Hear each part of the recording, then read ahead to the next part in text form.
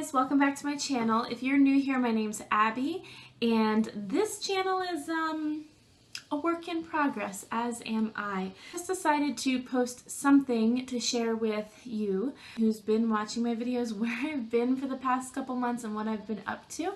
That's what I've been doing. They're my favorite things that I've been working on in preparation for another child coming on the way. I'll share some of the resources that I found that I think are very helpful with you in case you are in the same situation as I am, where you have multiple little ones and there's just a lot of responsibilities and a lot of work to get done before the next baby comes. So the three things that I've been focusing on are our house, our meals, and our children. All the essentials, right? All the basics. And the four things that I've been doing is, one, I've been going from room to room, taking one room per week and trying to go through it, declutter it, clean it, and organize it in that order. That came from Amy Maryon's channel here on YouTube. She has just some great advice about getting ready for having your next baby, especially if you already have little ones in the house with you, because you're not always able to just whiz through an entire room in a day. There's a lot of interruptions. We're still working on potty training with my 3-year-old, and I have a 1-year-old as well. So it's pretty busy, and I can't really expect to get everything done. And something that I've found is that, like, pushing to get a project done doesn't make me happy at the end of the day, even if it gets done, if I wasn't really present with my kids that day. And I think that planning one room per week leading up to your due date is a great plan. So thank you, Amy, for that one. Second thing that I've been doing is doing freezer meals. So whether I'm cooking a meal, I'll maybe make some extra and take half of that and freeze it, or I just plan a specific freezer meal, do my grocery shopping for it, and then freeze it. So the idea is that I'm not making a whole bunch of freezer meals at one time, which is kind of overwhelming for me and messy, and with all the interruptions from little kids, it's like, yeah, it's just too much for me to try and do it all at one time. So I found that doing like one a week or even 2 a week is like plenty, and it's great. And it's amazing how quickly it adds up.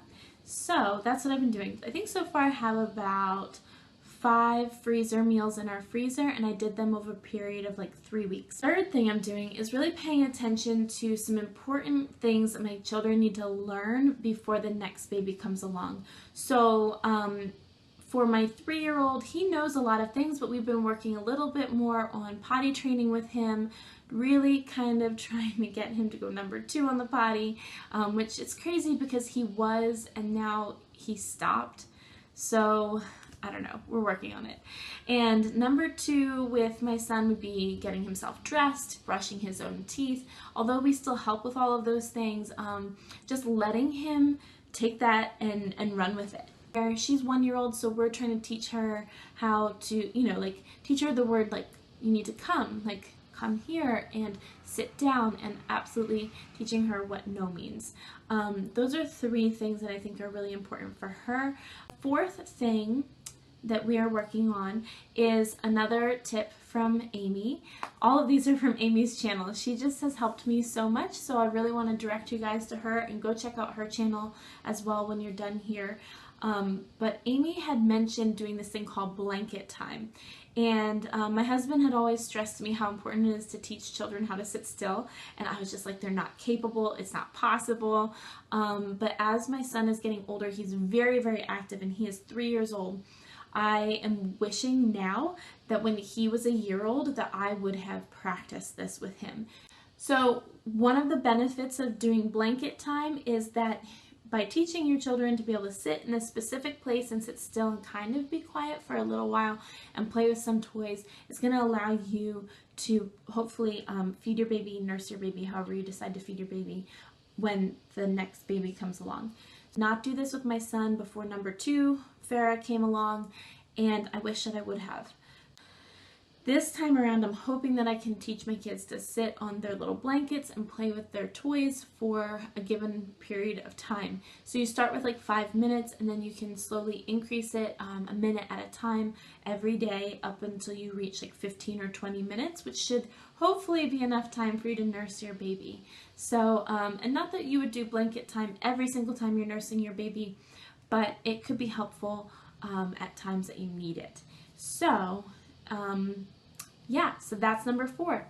Those are the 4 things that I've been working on, and all of that keeps me really busy, in addition to, you guys know, laundry, dishes, vacuuming up the floor like 3 times a day, going outside and playing, and getting to the library and doing swim lessons, and just being tired. I mean, being pregnant makes you so tired, so all those things keep me so busy. As of right now, I'm just kind of being mom, you know, doing what all of you out there are doing, and just want to give you an encouraging word that if you have 1, if you have 2, if you have 3, if you're pregnant, if you're not pregnant, wherever you're at in your motherhood journey, just want to give you some encouragement today that, you know, the more you focus on what you're doing and your heart for your kids, they are our greatest investment.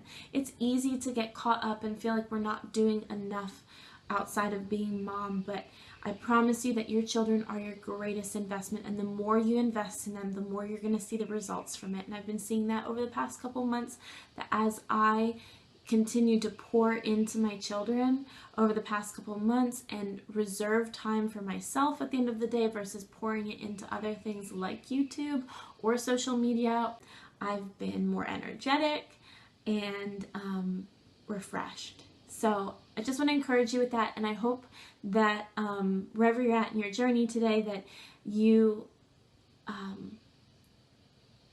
hope that you find your ways to kind of focus in and pour into your kids and feel refreshed at the end of the day.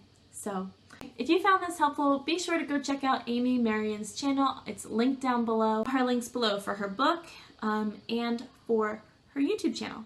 So guys, be well, and I'll see you next time. Bye.